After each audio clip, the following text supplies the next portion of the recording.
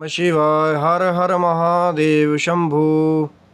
जय माता दी मित्रों, कैसे हैं आप सब। शिव शक्तोम चैनल पे आप लोग का हार्दिक स्वागत है। और चैनल पे नए हैं तो विनम्रता से निवेदन करूंगा कि चैनल को सब्सक्राइब कर ले, क्योंकि कुछ वो जो गुप्त रहस्य की चर्चा चली थी कि जो ये नवरात्रि हैं, जो 9 रातें हैं, इनका योग से और शक्ति को बढ़ाने से कैसे इसका लिंक है कहीं ना कहीं। तो पहले दिन हम लोगों ने बात की थी कि माँ शैलपुत्री, जो पहला नवरात्रा माँ का स्वरूप है, उसका कनेक्शन है रूट चक्रा से, मूलधार चक्रा से। और आज आगे बात कर रहे हैं कि जब दूसरे दिन साधक कहीं ना कहीं अपनी साधना में आगे बढ़ता है, तो वो जो माँ का स्वरूप है दूसरे नवरात्रि का, वो है माँ ब्रह्मचारिणी का। ब्रह्मचारिणी ये माँ का वो स्वरूप है जब कहीं ना कहीं भगवान शंकर को पाने के लिए माँ ने घोर तप किया था, कहीं ना कहीं अपनी इंद्रियों को संयम में रख करके और सब कुछ त्याग करके। और ब्रह्मचार्य इसीलिए तो कहा गया ना, किसी भी अनुष्ठान के लिए या किसी भी सिद्धि के लिए ब्रह्मचार्य का होना बहुत अनिवार्य है। जब तक आप अनुष्ठान कर रहे हैं, अखंड ब्रह्मचारी होना वो तो भैया बहुत बड़ा एक कहीं ना कहीं बहुत कठिन टास्क है। कहना ब्रह्मचार्य और ब्रह्मचार्य को निभाना, ये दो अलग अलग चीज़ें हैं। जब प्रैक्टिकल ग्राउंड लेवल पे आप ब्रह्मचार्य को निभाने के लिए जाते हैं, तो बहुत सारी अलग कहीं ना कहीं इन्फॉर्मेशन आपको मिलती है कि उसको निभाना कैसे कठिन है। तो माँ ने ब्रह्मचारिणी का रूप धारण किया, बहुत कठिन तप किया, और भगवान शंकर को पति रूप में पाने के लिए उन्होंने कहीं ना कहीं ये जो ब्रह्मचार्य है, इसको एक आधारशिला की तरह रखा और कहीं ना कहीं एक मर्यादा की स्थापना भी की। लेकिन अब इसका कनेक्शन हमारे शारीरिक वो जो दूसरा चक्र है कहीं ना कहीं, कि आज के दिन साधक जो है कहीं ना कहीं वो मूलधार चक्र से ऊपर कहीं ना कहीं स्वादिष्ठान चक्र में एंटर करते हैं।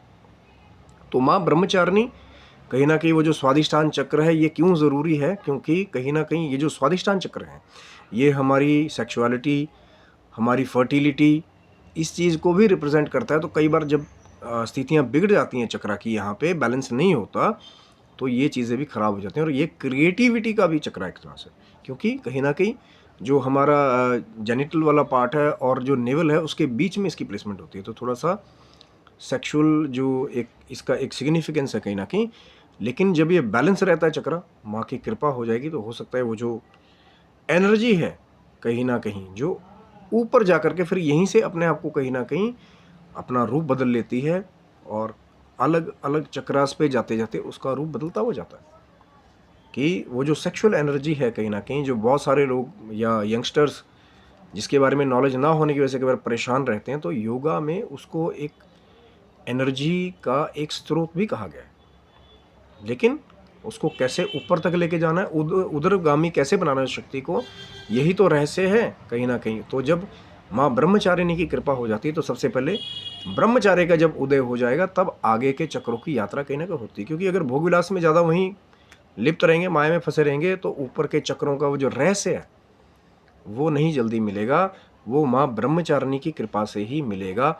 इसीलिए ये जो दूसरे दिन की साधना है, कहीं ना कहीं साधक जो हैं वो माँ ब्रह्मचारिणी की आराधना करके, माँ का आशीर्वाद प्राप्त करके, फिर जब ब्रह्मचार्य की आधारशिला हो जाती है, तो वो जो एनर्जी है कहीं ना कहीं तो नीचे को फ्लो करने की बजाय फिर माँ की कृपा से फिर ऊपर की तरफ जो है वो फ्लो करनी शुरू कर देती है। और वो जो ऊपर के गुप्त चैनल्स हैं जो जो अनटच्ड हैं, जहाँ पे वो एनर्जी नहीं पहुँचती थी, ऊपर के अपर जो पावरफुल चक्रास हैं, कहीं ना कहीं फिर वो एनर्जी, चाहे फिर आप सेक्सुअल एनर्जी का नाम ले या फिर वो जो कॉम्बिनेशन ऑफ कुंडलिनी जब ऊपर जाती है, तो डिफरेंट चक्रास को कहीं ना कहीं एक्टिवेट करती है। और माँ ब्रह्मचारिणी का ये कनेक्शन जो है फिर स्वादिष्ठान चक्र के साथ है, और फिर आगे की यात्रा जो है फिर ऐसे एक एक करके चक्रा जो है आगे यात्रा बढ़ती जाती है।